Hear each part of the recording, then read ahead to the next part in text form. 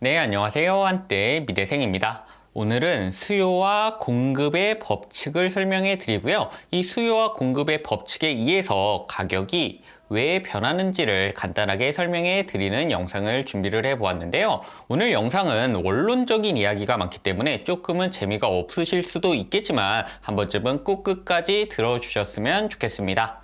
우리는 초등학교 경제나 사회 시간에 가격이라는 것에 대해서 공부를 하면서 이 가격은 수요와 공급에 의해서 결정이 된다.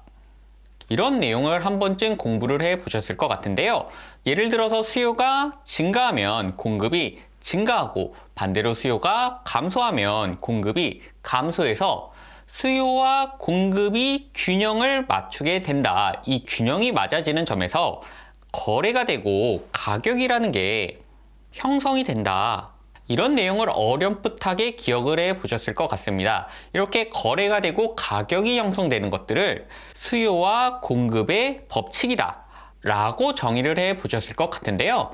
이 수요와 공급의 법칙이 굉장히 어렵게 느껴지실 수도 있겠지만 그 안을 파헤쳐 보면 굉장히 쉬운 내용이다 라고 설명을 해 드릴 수가 있습니다. 간단하게 제가 설명을 해 드리면 세로축을 가격이라고 설정을 하고 가로축을 수량이라는 걸로 설정을 한 다음에요. 이 가로의 낮고 높음에 따라서 가격이 낮아지고 높아지는 그래프가 하나가 생기게 되고요. 반대로 가로 쪽에는 수량이 적고 많음에 따라서 수량이 없고 수량이 많아지는 이러한 그래프 하나를 세팅을 해 놓은 다음에요.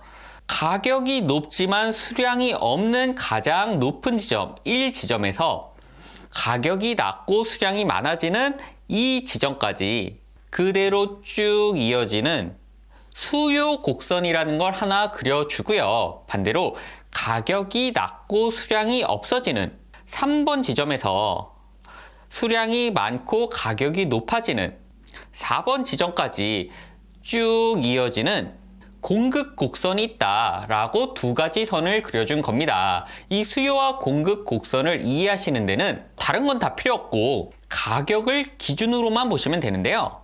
가격이 높은 지점, 수요의 곡선이 가격이 높고 공급의 곡선이 가격이 높은 1번 지점이라는 걸 제 나름대로 설정을 해 놓고요. 그 다음에는 가격이 중간인, 수량도 중간인 2번 지점 이 있다라고 한 번쯤 가정을 해 보는 겁니다. 마지막으로 가격이 낮은 3번 지점이 있다. 이렇게 가정을 해 보면 이 지점들을 한 가지씩 분석을 해 보는 거죠. 먼저 1번 지점부터 분석을 해 보자면요. 수요 곡선의 1번 지점은 가격이 높고요. 당연히 공급 지점에 있는 1번 지점도 가격이 높게 형성이 되겠죠. 이때 수요 곡선 지점이 맞아지는 가로행을 보면 수량이 없는 모습을 확인해 주실 수가 있죠. 당연히 사려는 수요는 굉장히 낮다라는 말로 정의를 해 볼 수가 있고요. 반대로 공급 곡선에 있는 1번 지점은 공급하려는 수요가 높게 유지되는 수량 많은 지점에 더 가까이에 있다. 그래서 1번 지점에 있는 수요 곡선과 공급 지점은 공급하려는 사람은 많은데 사려는 사람이 없는, 즉 거래가 형성이 안 되는 지점에 있다라고 설명이 되는 거고요. 그렇기 때문에 거래가 없으니 가격이 형성이 되지 않는다라고 정의를 해 볼 수가 있습니다. 두 번째로 2번 지점에 대해서 한번 알아보면요. 2번 지점은 수요 곡선이 중간에 가격을 위치하고 있고 수량도 중간 지점에 위치하고 있는 모습을 확인하실 수가 있고요. 공급 곡선도 마찬가지로 가격도 중간, 수량도 중간이다 라고 표현을 해 볼 수가 있습니다. 한마디로 수요의 곡선의 가격이 중간, 마찬가지로 공급의 곡선에서도 가격이 중간, 따라서 사려는 수요도 중간, 공급하려는 수요도 중간이다. 그래서 이 점이 일치를 한다 라고 표현을 할 수가 있고요. 이 말은 적당한 공급과 적당한 수요가 만났다, 교차가 됐다, 그래서 거래가 진행됐고 가격이 형성이 된다라는 말로 바꿔서 이해를 해 볼 수가 있습니다. 수요와 공급의 법칙을 이해하실 때 이 두 지점이 교차되면 가격이 된다 라고 정의가 된 것을 많이 보셨을 것 같은데요. 수요와 공급이 중간 지점에서 만나서 교차가 되면 거래가 일어나면서 가격이 형성된다. 이게 수요와 공급 법칙의 핵심이다라고 이해를 해주시면 되는 것이죠. 마지막으로 3번 지점을 보면요. 공급은 가격이 낮고 수량이 없다.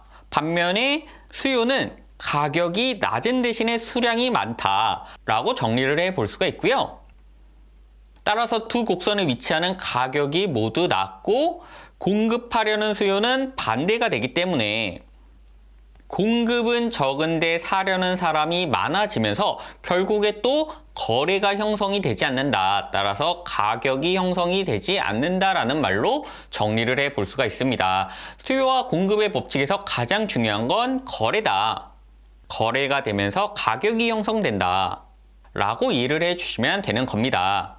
제가 방금 설명드린 1번, 2번, 3번 케이스를 통해서 어찌됐든 간에 수요와 공급의 균형이 맞춰져야 서로 두 개의 그래프가 교차가 돼야 거래가 된다. 거래가 되어야만 가격이 형성된다. 이게 가장 중요한 말이고요.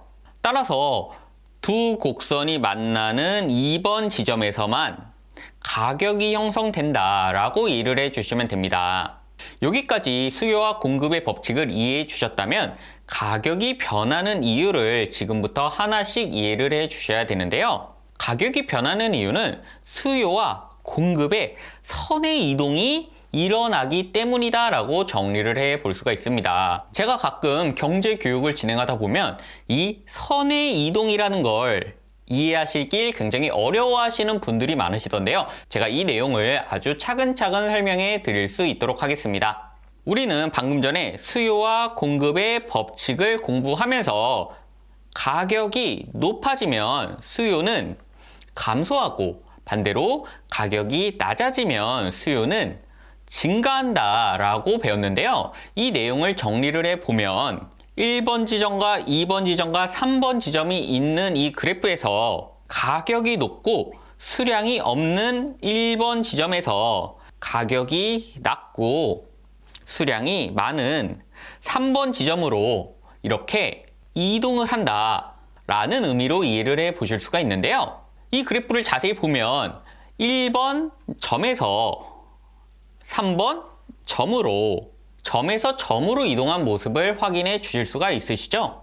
이렇게 1번 점에서 3번 점으로 이동했다 라고 정리를 해 볼 수가 있습니다. 공급도 마찬가지로 가격이 높으면 공급이 증가하고 가격이 낮으면 공급이 감소한다 라고 앞서 제가 설명을 해 드렸는데요. 이 내용도 똑같이 정리를 해보면 가격이 낮고 공급도 없는 3번 지점에서 가격이 높고 수량은 많은 1번 지점으로 이동을 했다라고 정리를 해 볼 수가 있습니다. 이것도 마찬가지로 점에서 점으로 이동했다라고 요약을 해 볼 수가 있는데요. 이렇게 가격이 높으면 수요가 감소하고 가격이 낮으면 수요가 증가하고 가격이 높으면 공급이 증가하고 가격이 낮으면 공급이 감소하는 이 네 가지 케이스의 이동을 우리는 수요와 공급의 점의 이동이다 라고 표현을 합니다. 절대 어려운 개념이 아니라요. 점과 점 사이로 이렇게 이동이 일어난다. 점과 점 사이로 이동이 일어나고 점과 점 사이로 이동이 일어난다 라고 이해를 해 주실 수가 있는데요. 여기에서 굉장히 중요한 건 수요와 공급의 점의 이동은 가격 형성에 영향을 주지 않는 개념이기 때문에 거래가 일어나지 않고 가격에도 영향을 주지 않는다. 이게 굉장히 중요한 개념이다 라고 설명을 해 드릴 수가 있습니다. 그러면 여러분들은 제게 이렇게 질문을 해 보시겠죠. 너 앞서서 수요와 공급의 법칙에 의해서 가격이 왜 변하는지 설명해 준다라고 했는데 수요와 공급의 점의 이동은 가격에 영향을 미치지 않는다고 하면 이게 무슨 말이냐라고 제게 질문을 해 주실 수가 있는데요. 가격이 높으면 수요가 감소하고 가격이 낮으면 수요가 증가하는 이런 단편적인 사실은 가격에 영향을 주지 않지만 이걸 반대로 생각해서 가격을 뒤쪽으로 보내버리게 된다면 수요가 감소하면 가격이 하락하고 수요가 증가하면 가격이 상승한다라고 풀어서 설명해 볼 수도 있습니다. 당연한 얘기고 왜 이런 걸 공부를 해야 되냐라고 말씀을 해 주실 수도 있겠지만 이 그래프를 이해하는 게 굉장히 중요하기 때문인데요. 가격이 형성된 이번 지점에서 수요가 증가한다, 위로 올라간다라는 거는 또 다른 수요 곡선, 별도의 수요 곡선이 생긴다는 거고 이 별도의 수요 곡선이 생기면 공급 곡선과 만나는 이 지점이 또 다른 가격이 형성되는 점이다라는 게 이 수요와 공급의 법칙을 이해하는데 이론적으로 이해하는데 굉장히 중요한 개념이다라고 설명을 해 드릴 수가 있습니다. 이렇게 수요가 위로 증가를 하게 되면 가격 형성은 우측에서 상단으로 올라간다. 이 지점으로 균형 가격이 이동하게 된다는 게 수요와 공급의 법칙이고요. 반대로 수요가 아래쪽으로 줄어들게 되면 새로운 수요 곡선이 또다시 생기면서 공급 곡선과 만나는 이 지점, 아래로 움직여서 좌측으로 움직인 이 지점에서 가격이 형성이 된다. 이게 수요와 공급 법칙에서 가격 곡선이 위아래로 움직이는 케이스다라고 설명을 해 드릴 수가 있습니다. 한마디로 수요가 감소하면 가격이 하락하고 수요가 증가하면 가격이 상승하는데 제일 중요한 건 이 가격의 하락과 상승은 수요의 선의 이동이다라는 게 굉장히 중요합니다. 수요의 선이 이동하는 이유는요. 경제 참여자들의 소득이 증가를 한다거나 경제 참여자들의 인구가 증가한다거나 또 규제 및 유행, 포모 현상 같은 사회적 이유 때문에 수요가 증가하거나 감소를 하게 되는데요. 수요가 증가한다는 건 가격이 아니라 수요의 선이 증가를 했기 때문이다라는 게 굉장히 중요한 개념이고요. 수요의 선의 증가는 자발적, 비자발적 요소의 영향을 받게 된다라는 점이 수요와 공급 법칙과 가격의 변화를 이해하시는 데 굉장히 도움이 되는 내용이다라고 설명을 해 드릴 수가 있습니다. 이건 공급에 대해서도 똑같이 적용이 되는데요. 가격이 낮으면 공급이 감소하고 가격이 높으면 공급이 증가한다라는 간단한 원리를 가격을 뒤로 보내버리면요. 공급이 감소하면 가격이 상승하고 공급이 증가하면 가격이 하락한다라는 개념으로 정리를 해 볼 수가 있겠죠. 마찬가지로 그래프로 표현을 해보자면요. 공급이 감소한다, 뒤로 이동한다라는 것은 공급 곡선 뒤로 하나의 새로운 공급 곡선이 생기게 되고 수요 곡선과 공급 곡선이 만나는 이 지점, 좌측에서 위로 올라가는 지점에서 가격이 형성된다. 반대로 공급이 증가하면 또 다른 하나의 공급 곡선이 앞에서 생기게 되고 수요 곡선과 공급 곡선이 만나는 이 지점이 또다시 가격이 형성되는 지점이다. 가격이 앞으로만 움직이는 게 아니라 좌측에서 아래로 움직인 지점에 형성된다는 게 굉장히 중요한 개념입니다. 이렇게 공급이 감소하면 가격이 상승하고 공급이 증가하면 가격이 하락하는 게 공급의 선의 이동이다. 공급 곡선이 위아래로 움직였다라고 표현을 하는 거고요. 여러분들이 수요와 공급의 법칙을 이해하실 때는 점의 이동과 선의 이동을 분리해서 이해를 해 주셔야 된다라고 설명을 해 드릴 수가 있습니다. 공급 곡선에 선이 이동하는 이유는 수요 곡선에 선이 이동하는 이유와 굉장히 유사한데요. 예를 들어서 원재료 가격이 변동을 했다거나 정부의 환경 규제나 입지 규제가 일어났다거나 자연재해 및 사고가 일어났을 경우에 공급 곡선이 위아래로 움직일 수 있다라고 정리를 해 볼 수가 있습니다. 한마디로 공급이 감소한다는 건 공급의 선이 증가가 아니라 이동한다는 것과 동일한 말이고요. 공급 선의 감소는 자발적, 비자발적 요소에 의해서 다양하게 결정이 된다라는 사실까지 이해를 해 주시면 좋습니다. 한마디로 가격이 변하는 이유는 공급이나 수요의 선이 이동하기 때문인데, 수요적 측면에서는 경제 참여자들의 소득이 증가하거나 인구가 증가하거나 규제 및 유행이 발생을 하거나, 공급적 측면에서는 원재료 가격의 변동이 있다거나 정부의 환경 입지 규제가 더 크게 증가하거나 완화된다거나 자연재해 및 사고가 발생했을 다양한 경우들에 의해서 변화가 이뤄지게 된다. 그래서 수요와 공급의 양 측면에서 가격을 종합적으로 판단할 필요가 있다라고 정리를 해서 말씀을 드릴 수가 있습니다. 예를 들어서 인구가 감소하는데 왜 가격이 오르나?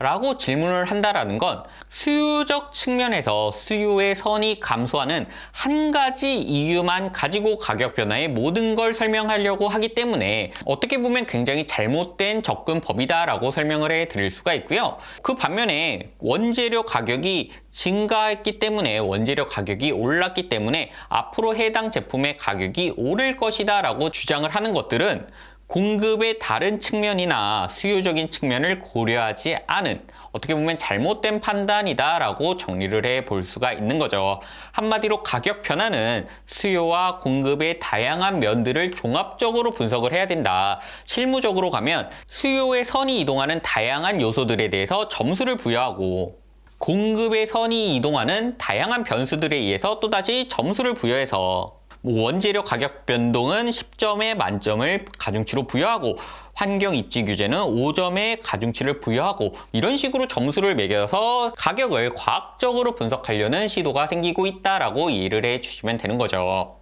그런데 제게 질문을 주시는 분들이 이런 말씀을 하시더라고요. 부동산을 예를 들어보면 수요적 측면에서 경제 참여자들의 소득이 감소하고 인구가 감소를 하고 있다.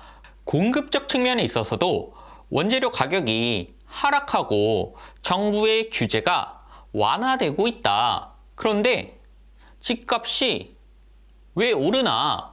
수요와 공급 곡선에 의하면 수요의 선도 낮아지는 위치에 도달하게 되고 공급의 곡선도 낮아지는 위치에 있어야 되는 게 정상 같은데 왜 집값이 오르나? 이런 질문을 주시는 분들을 제가 가끔 만나 뵙는데요. 이 수요와 공급의 법칙이라는 건 완전 경쟁 시장을 가정하고 설명을 하는 거기 때문에 부동산 시장과는 조금은 맞지 않을 수가 있다. 왜냐하면 부동산 시장은 대표적인 불완전 경쟁 시장이기 때문에 수요와 공급의 법칙이, 정상적인 수요와 공급의 법칙이 부동산 시장에서는 적용이 되지 않을 수도 있다라고 설명을 해 드릴 수가 있습니다. 부동산 시장에서 수요와 공급의 법칙을 이해하기 위해서는 탄력성이라는 걸 이해를 해 주셔야 되는데요. 가격의 탄력성과 공급의 탄력성을 바로 다음 영상에서 한번 세부적으로 살펴볼 수 있도록 하겠습니다.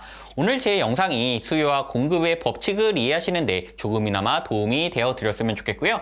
저는 다음에 수요와 공급의 법칙, 가격 탄력성에 대해서 설명해 드리는 영상으로 찾아뵐 수 있도록 하겠습니다. 감사합니다. 한때 미래생이었습니다.